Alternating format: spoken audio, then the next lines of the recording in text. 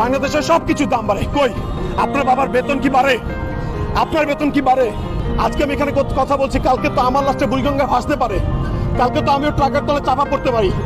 এই মৃত্যু ভয়, একদিন না একদিন তো মরতেই হবে। তাই বলে কি আমরা চুপ করে থাকবো? একবার আওয়াজ তুলুন, একবার আঙুল তুলুন, একবার শব্দ করুন সবাই মিলে। যখন মানুষ, প্রত্যেকটা তরুণ প্রজন্ম আশাহত হয়ে যাবে যে ওই ছেলেটা কথা বলেছিল তাও শেষ হয়ে গেছে, ও আজকে আর পৃথিবীতে নাই, তখন ওরা হতাশ হয়ে যাবে। এই যে দুর্নীতিবাজ সিন্ডিকেট দেখছেন, ব্যবসায়ী দেখছেন, এরা এই সকল আইনের ফাঁক ফোকর দিয়ে তারা বের হয়ে যাচ্ছে। তাদের একটাই ক্ষমতা, এই টাকা। এই টাকা আমাদের নাই, শুধুমাত্র তাদের আছে। যাদের আছে তারাই আজকে এই রাষ্ট্রটাকে নিয়ন্ত্রণ করছে, তারা এই রাষ্ট্রটাকে লুটপাট করছে। আপনারা হয়তো জানেন যে বাংলাদেশের দ্রব্যমূল্যের ঊর্ধ্বগতি, সেটার অবস্থা আমরা একা বলতে হয় না, আপনাদের প্রত্যেকটা ঘরে ঘরে সবাই কথা বলছে। কিন্তু আসলে কথাটা কি শুধু ঘরে বললে কাজ হবে?